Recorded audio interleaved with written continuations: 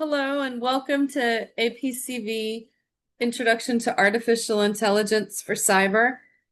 I'm Dr. Hand, and for this first lecture, I'll be covering Chapter 1 and Section 2.1 of Chapter 2. In this lecture, we're going to focus on what artificial intelligence actually is at the foundational level. Rather than starting with algorithms or tools, we're going to start with a conceptual model that runs throughout the entire course, and that being the idea of an intelligent agent acting in an environment. By the end of this lecture, you should be able to describe what an intelligent agent is, explain the high-level goals of artificial intelligence as a field, and identify the key inputs and outputs that allow agents to perceive and act. This framing will give us a common language that we'll reuse when we talk about search, learning, decision-making, and cybersecurity applications later in the course. So what is artificial intelligence? In this course, we're using an agent-centered definition of artificial intelligence. Artificial intelligence is the study and construction of computational agents that act intelligently in an environment. An agent is simply something that acts, and it acts intelligently when its behavior makes sense given its goals and the situation it is in. Intelligence here does not mean perfection.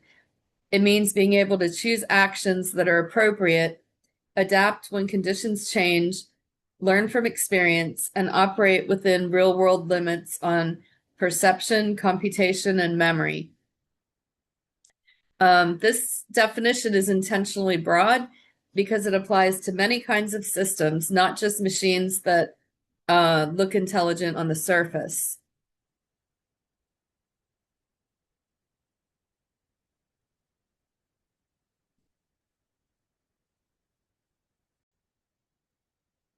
Next, we're going to discuss the goals of artificial intelligence. Artificial intelligence, or AI, has two closely related goals.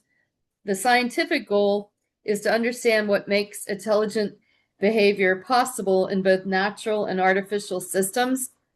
That includes analyzing how humans, animals, and machines reason and act, and developing theories about what intelligence requires. And then the engineering goal is more practical, to design and build useful, intelligent artifacts. These goals reinforce each other. Just as studying flight led to airplanes, and studying intelligence leads to systems that can solve problems, make decisions, and operate autonomously in complex environments. And in this course, we'll move back and forth between these perspectives, that being the scientific perspective and the engineering perspective.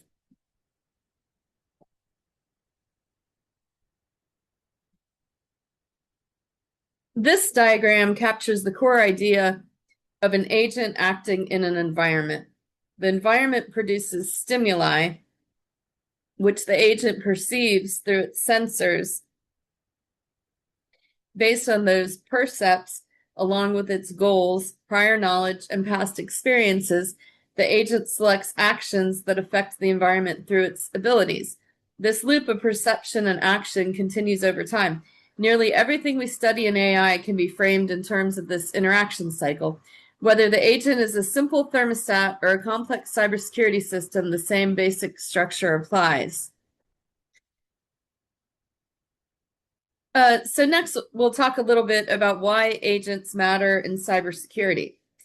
And basically, the agent framework is especially useful in cybersecurity because many cyber systems already behave like intelligent agents, whether we label them that way or not. Intrusion detection systems, automated incident response tools, and SOC monitoring platforms all observe an environment, reason about what they're seeing, and take actions based on defined goals. Those goals might include minimizing risk, detecting threats quickly, or balancing security with system availability. And thinking in terms of agents gives us a structured way to analyze these systems, to compare different approaches, and to reason about their behavior without jumping straight into specific algorithms or tools.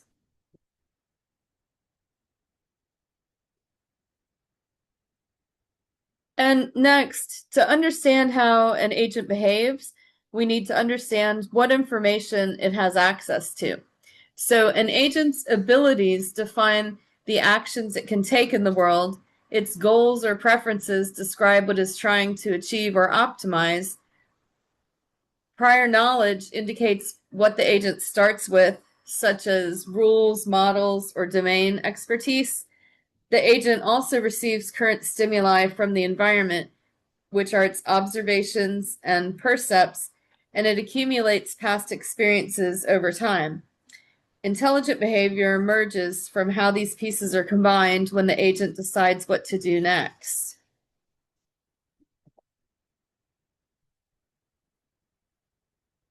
And next, we'll look at an example agent, the autonomous car.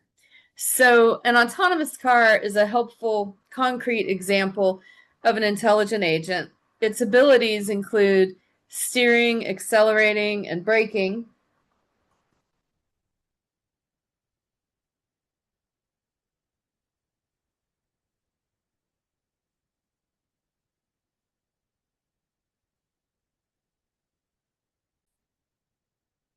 Its goals involve safety, reaching a destination, and doing so efficiently in a timely manner.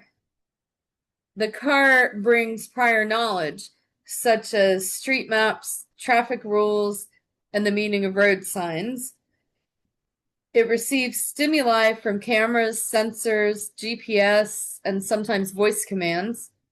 Over time, it also learns from experience, such as how braking or steering affects speed and direction under different conditions, road conditions like ice or rain or various other conditions. And then basically what makes the car an intelligent agent is not any single component, but how all of these elements work together to support reasonable decision making in a dynamic environment. And then we'll look at one other example agent, which would be the thermostat for a heater.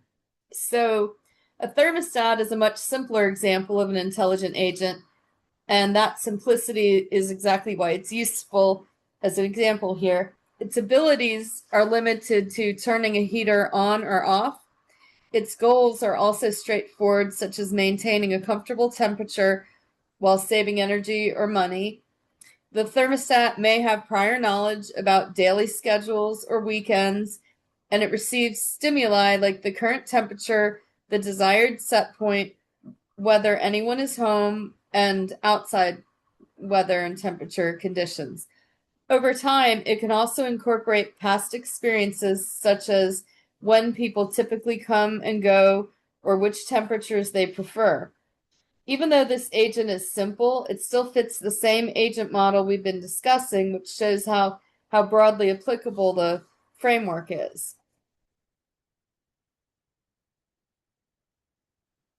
And next, we'll briefly look at 4 example application domains.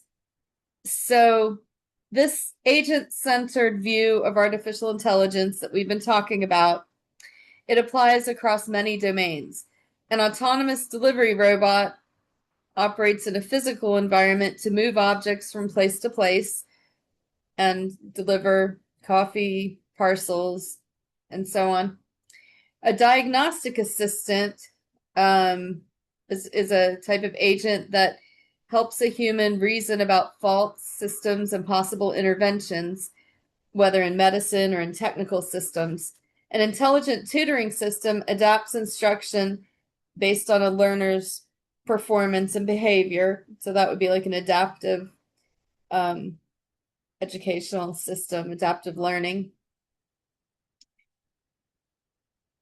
And a trading agent operates in an information environment, making decisions about purchases based on preferences, availability, and various changing conditions.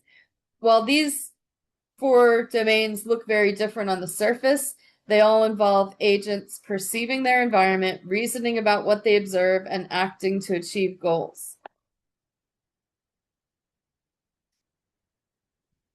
So we'll look in a little more detail at a domain for diagnostic assistant in a smart home. So this diagram represents the environment for a diagnostic assistant operating in a smart home. The environment includes components such as switches, lights, wiring, circuit breakers, and power sources. When something goes wrong, like a light not turning on, the assistant does not directly observe the internal state of every component. Instead, it sees symptoms such as whether a switch is on or off, or whether power is flowing to a particular outlet. This makes the environment partially observable, which is common in both technical systems and cybersecurity. The agent's job is to reason about what might be happening behind the scenes based on incomplete and indirect information.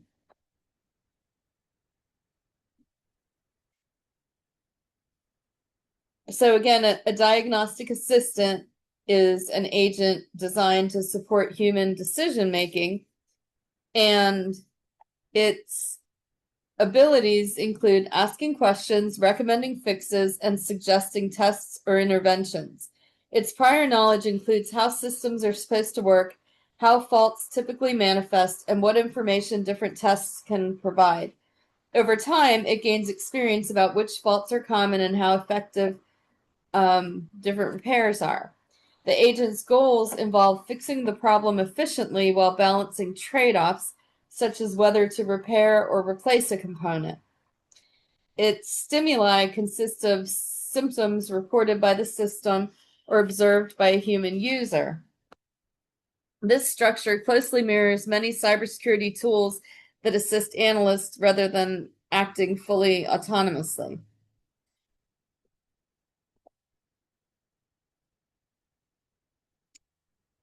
And so here we're going to talk about breaking down subtasks for the diagnostic assistant. So solving diagnostic problems requires several distinct reasoning tasks, and the agent must reason about the effects of faults and possible interventions, search through combinations of possible causes, and rule out explanations that do not fit the observed symptoms. It often needs to plan sequences of tests or actions to gather more information, especially when uncertainty is involved. Just as importantly, the agent must be able to explain its reasoning to a human user, since trust and transparency matter in diagnostic settings. So these subtasks, these different subtasks, all illustrate how complex intelligent behavior emerges from combining multiple forms of reasoning within a single agent. And now we'll look at some common tasks of the domains. Even though the application domains we've looked at are very different, they share a common set of underlying tasks. First, agents must model their environment in some way, whether that environment is physical, biological, or informational. And second, they must interpret observations in order to determine what the world is likely like right now. And third, a given model or given a model of the world and a goal, they must decide what action to take. And then finally, agents often improve their performance by learning from past experiences, both from individual cases and from broader patterns. These common tasks give us a unifying way to study intelligence across many domains, including cybersecurity.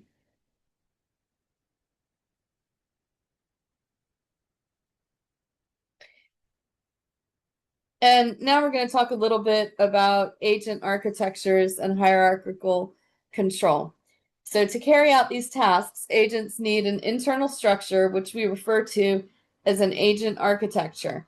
And architecture describes how sensing, reasoning, memory, and action are organized within an agent. Many intelligent systems use some form of hierarchical control, where lower level components handle immediate reactions and higher level components reason about goals, plans, or longer term strategies. This idea is important because it reflects how real systems manage complexity. Rather than making every decision at once, intelligent agents decompose problems across levels of control.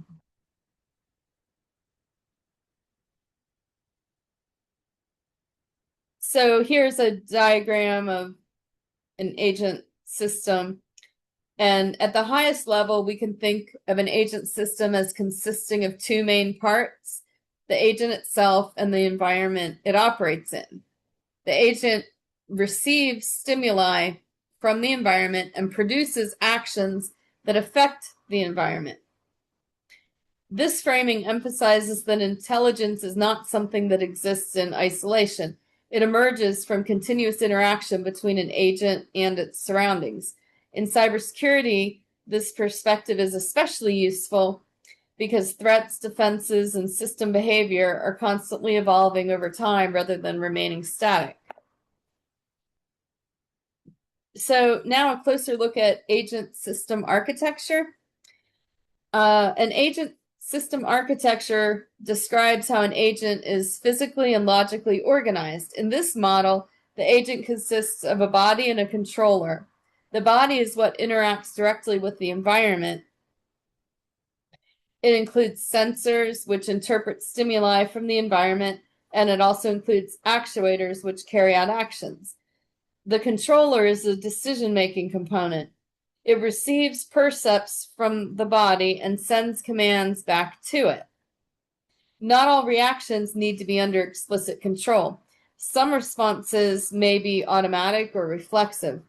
This separation between body and controller helps us reason clearly about where perception ends and where decision-making begins. So to talk a little bit about implementing a controller, the controller can be thought of as the brains of the agent. Controllers operate over time, receiving streams of sensory input and producing actions in sequence. Because real agents have limited memory and computational resources, a controller cannot process everything perfectly or indefinitely.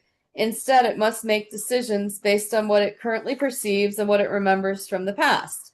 Importantly, the action chosen at any moment can depend not just on the current percept, but also on previous percepts and previous actions. This temporal aspect of decision-making is central to intelligent behavior. So now we're going to look again at an example of a smart home agent. So a smart home provides a useful example of how an agent architecture works in practice. Consider a snack buying agent that monitors household supplies and places orders before items run out. Its abilities include purchasing items and arranging delivery. Its goals might be to minimize costs while avoiding shortages. The agent observes stimuli such as current prices and inventory levels, and it relies on prior knowledge about typical consumption rates and prices and price ranges. Over time, it can improve its behavior by learning patterns in usage and pricing. And this example shows how even relatively simple agents can benefit from structured perception, memory, and decision making. And now we'll talk about belief states. An agent cannot store or use its entire history of observations and actions in raw form. Instead, it maintains a belief state, which is a compact summary of what it has decided is worth remembering about the past. The belief state captures the information the agent can actually use to guide its current and future behavior.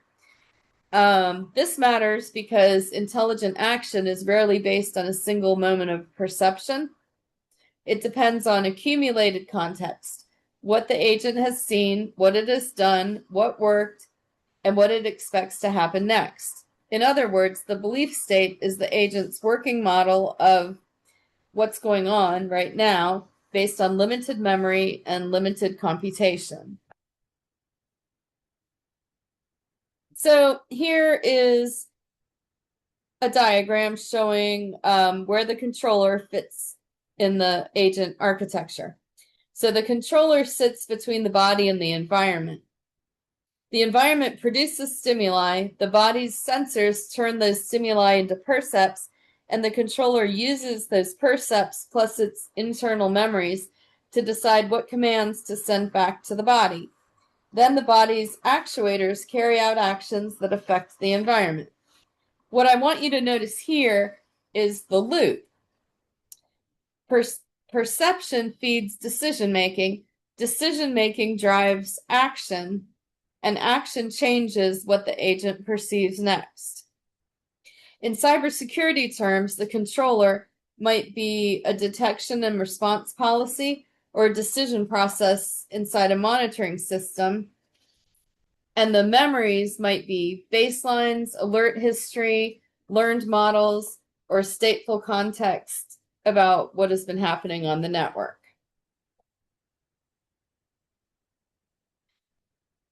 Now, before we wrap up, it's worth clearing up a few common misconceptions about AI and agents. So first, artificial intelligence is not the same thing as machine learning. Machine learning is an important set of techniques within AI, but it's not the whole field. The field of artificial intelligence is broader than just machine learning, although machine learning is an important component of it. Also, an intelligent agent does not have to be a robot. Agents can be software systems, embedded controllers, or distributed services operating across the network. The key idea is that intelligence is defined by behavior, how a system uses information to make decisions and act toward goals, not what it looks like or what buzzwords are attached to it. And finally, we're going to talk about what we'll build toward in this course. So today's lecture is focused on the foundations: agents, environments, inputs, outputs, and internal control. From here, we'll build towards increasingly capable agents. We'll study agents that can search for solutions in large problem spaces, that can learn from data and experience, that can reason under uncertainty, and that can make decisions that adapt over time. In cybersecurity, that progression matters because the environment is adversarial and constantly changing. The end goal is to be able to analyze and design cyber systems using this agent framework so that later, when we introduce specific techniques like search, learning, and decision-making, you'll understand exactly what role each technique plays in the overall behavior of an intelligent system. And that wraps up today's lecture, and make sure that you do the corresponding readings in the book as well before taking the quiz on this material.